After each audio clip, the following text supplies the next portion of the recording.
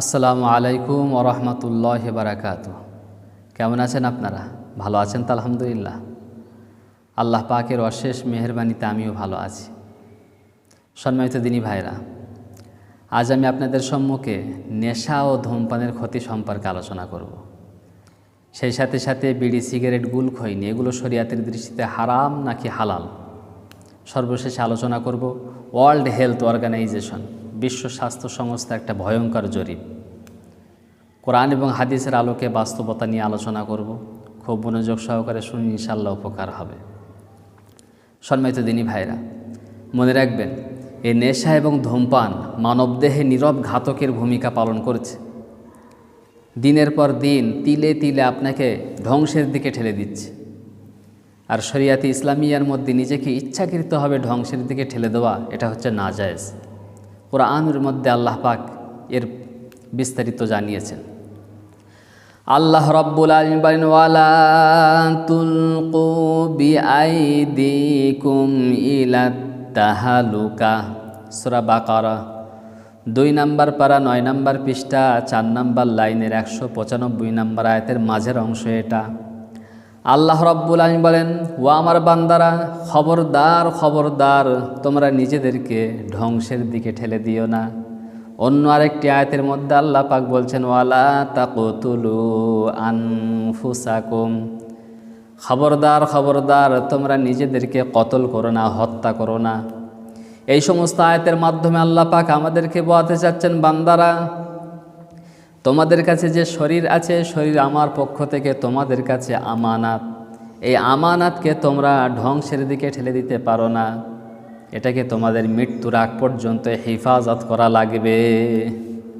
তো এই আয়াতের মধ্যে আল্লাহ পাক স্পষ্ট ভাষায় বললেন যে তোমরা নিজেদেরকে ইচ্ছাকৃতভাবে ধ্বংসের দিকে ঠেলে দিতে পারো না। তবে শরিয়াতের দৃষ্টিতে নেশা 3 প্রকার। নেশা কয় প্রকার বলুন? 3 প্রকার। একটা হচ্ছে হারাম নেশা, আর একটা হচ্ছে মকরু তাহারিমি, আর একটা হচ্ছে মকরু তানজিহ। শরিয়াতের দৃষ্টিতে হারাম নেশা কোনগুলো? যার বিরুদ্ধে আল্লাহ পাক সরাসরি আয়াত নাজিল করেছে, অথবা যার বিরুদ্ধে হাদিসে মুতাওয়াতির আছে, এমন সমস্ত নেশা শরিয়াতের দৃষ্টিতে হারাম। যেমনভাবে সূরা মায়েদার মধ্যে আল্লাহ পাক জানিয়েছেন, আল্লাহ রাব্বুল আলামিন বলেন, ইয়া আইয়ুহাল্লাযীনা আমানু ইন্নামাল খামরু ওয়াল মাইসিরু ওয়াল আনসাবু ওয়াল আজলামু রিজসুম মিন আমালিশ শাইতান। সূরা মায়েদা 6 নম্বর পারা 2 নম্বর পৃষ্ঠা 1 নম্বর লাইনের 90 নম্বর আয়াত এটা। আল্লাহ রাব্বুল আলামিন বলেন, ও আমার বান্দারা, খবরদার খবরদার, তোমরা মদ্যপান করো না, জুয়া খেলো না, টিকিট কেটো না, প্রতিমা পূজা করো না, কারণ এগুলো হচ্ছে শয়তানের কাজ। কার কাজ? শয়তানের কাজ। ফাজতানিবুহু লাআল্লাকুম তুফলিহুন, তোমরা এগুলো থেকে বর্জন করো, এগুলো থেকে তোমরা দূরে থাকো, তাহলে তোমরা সফল হয়ে যাবে, কামিয়াব হয়ে যাবে। এই আয়াতের মাধ্যমে আল্লাহ পাক 4টা বিষয়কে হারাম করেছেন। কয়টা বিষয় বলুন? 4টা বিষয়। 1 নম্বর হচ্ছে প্রতিমা পূজা করা, ঠাকুর পূজা করা। 2 নম্বরে মদ্যপান করা। 3 নম্বরে জুয়া খেলা। আর 4 নম্বরে টিকিট কেটে নিজেদের ভাগ্য নির্ধারণ করা। এরকম মানুষ আছে না নেই বলেন? আমাদের মধ্যে অধিকাংশ এই 3টার সাথে, শেষের 3টার সাথে জড়িত। আল্লাহ পাক আমাদেরকে হেফাজত করুন, পড়েন আল্লাহুম্মা আমিন হয়ে যাবে। তবে শরিয়াতের দৃষ্টিতে নেশা 3 প্রকার। নেশা কয় প্রকার বলুন? 3 প্রকার। একটা হচ্ছে হারাম নেশা, আর একটা হচ্ছে মকরু তাহারিমি, আর একটা হচ্ছে মকরু তানজিহ। শরিয়াতের দৃষ্টিতে হারাম নেশা কোনগুলো? যার বিরুদ্ধে আল্লাহ পাক সরাসরি আয়াত নাজিল করেছে, অথবা যার বিরুদ্ধে হাদিসে মুতাওয়াতির আছে, এমন সমস্ত নেশা শরিয়াতের দৃষ্টিতে হারাম। যেমনভাবে সূরা মায়েদার মধ্যে আল্লাহ পাক জানিয়েছেন, আল্লাহ রাব্বুল আলামিন বলেন, ইয়া আইয়ুহাল্লাযীনা আমানু ইন্নামাল খামরু ওয়াল মাইসিরু ওয়াল আনসাবু ওয়াল আজলামু রিজসুম মিন আমালিশ শাইতান। সূরা মায়েদা 6 নাম্বার পারা 2 নাম্বার পৃষ্ঠা 1 নাম্বার লাইনের 90 নাম্বার আয়াত এটা। আল্লাহ রব্বুল আলামিন বলেন, ও আমার বান্দারা, খবরদার খবরদার, তোমরা মদ্যপান করো না, জুয়া খেলো না, টিকিট কেটো না, প্রতিমা পূজা করো না, কারণ এগুলো হচ্ছে শয়তানের কাজ। কার কাজ? শয়তানের কাজ। ফাজতানিবুহু লাআল্লাকুম তুফলিহুন, তোমরা এগুলো থেকে বর্জন করো, এগুলো থেকে তোমরা দূরে থাকো, তাহলে তোমরা সফল হয়ে যাবে, কামিয়াব হয়ে যাবে। এই আয়াতের মাধ্যমে আল্লাহ পাক 4টা বিষয়কে হারাম করেছেন। কয়টা বিষয় বলুন? 4টা বিষয়। 1 নাম্বার হচ্ছে প্রতিমা পূজা করা, ঠাকুর পূজা করা। 2 নাম্বারে মদ্যপান করা। 3 নাম্বারে জুয়া খেলা। আর 4 নাম্বারে টিকিট কেটে নিজেদের ভাগ্য নির্ধারণ করা। এরকম মানুষ আছে না নেই বলেন? আমাদের মধ্যে অধিকাংশ এই 3টার সাথে, শেষের 3টার সাথে জড়িত। আল্লাহ পাক আমাদেরকে হেফাজত করুন, পড়েন আল্লাহুম্মা আমিন। সম্মানিত দিনী ভাইরা, এবার আসুন যার বিরুদ্ধে হাদিসে সরাসরি মোতাওয়াতির আছে। এছাড়াও আরও কিছু নেশা আছে, যেমনভাবে হিরোইন, কোকিন, আপিন, গাঁজা, ড্রাগ, ব্রাউন সুগার, ভান, তাড়ি, এগুলোর বিরুদ্ধে হাদিসে মোতাওয়াতির আছে। বুখারী শরীফের হাদিস, বুখারী শরীফের 4343 নাম্বার হাদিস। হযরত আব্দুল্লাহ ইবনে আমর রাদিয়াল্লাহু তাআলা আনহু বর্ণনা করেন, আল্লাহর রসুল একবার আমাদেরকে ডাক দিয়ে বললেন, সাহাবীরা শুনে রেখে দাও, কুল্লু মুস্কিরিন হারাম, প্রতিটা নেশা সৃষ্টিকারী বস্তু হারাম। এই হাদিসকে সামনে রেখে উলামায়ে কেরামগণ বলেন, যে সমস্ত নেশার মাধ্যমে ব্রেন অচৈতন্য হয়ে যায়, বিবেক বুদ্ধি হারিয়ে যায়, কি করে ঠিক পায় না, এমন সমস্ত নেশা শরীয়তের দৃষ্টিতে হারাম। তো যার বিরুদ্ধে হাদিসে মুতাওয়াতির আছে এবং কোরআনের আয়াত আছে, সে সমস্ত নেশাগুলো শরীয়তের দৃষ্টিতে হারাম। এবার আসি যার বিরুদ্ধে কোরআন নেই, হাদিস নাই, যেমনভাবে বিড়ি, সিগারেট, গুল, খৈনি, দিলবাগ, বিমল, পান, এগুলো শরীয়তের দৃষ্টিতে কি হারাম নাকি হালাল? আমরা অনেকে হালাল মনে করে 180 মাইল বেগে চালিয়ে যাচ্ছে, কিন্তু না, এর বিরুদ্ধেও কড়া জবাব আছে।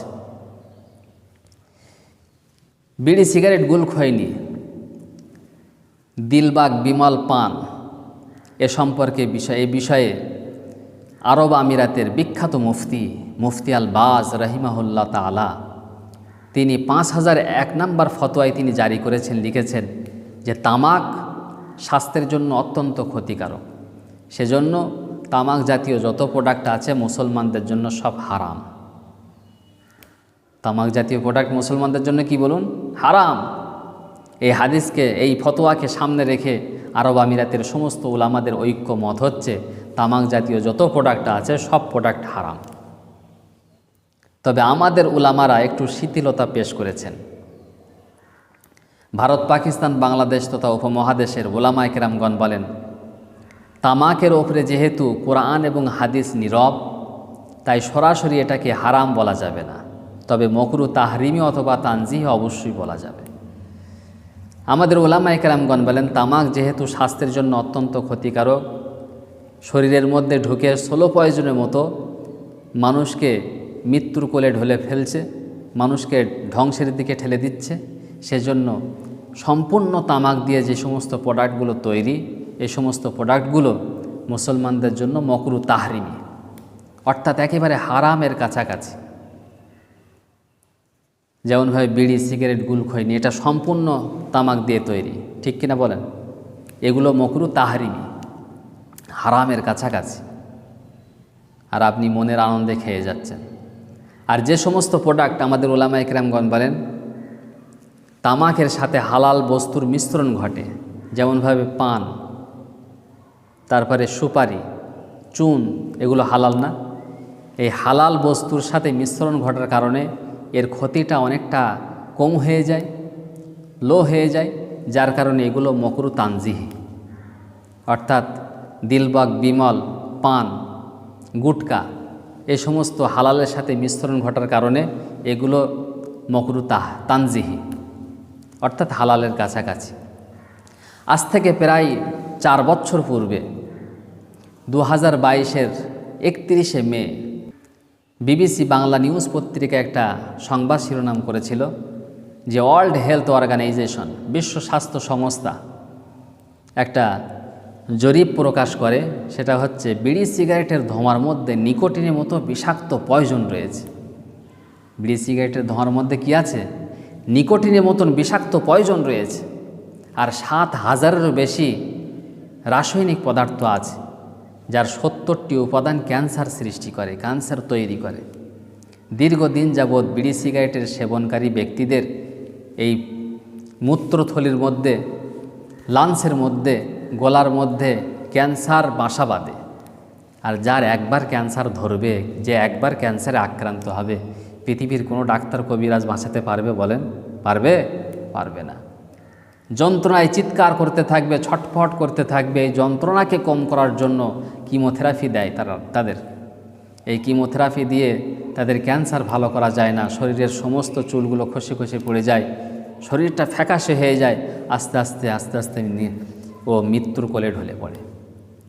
এই জন্য এই সমস্ত নেশা আমাদের ছাড়ার দরকার আছে না নেই বলেন?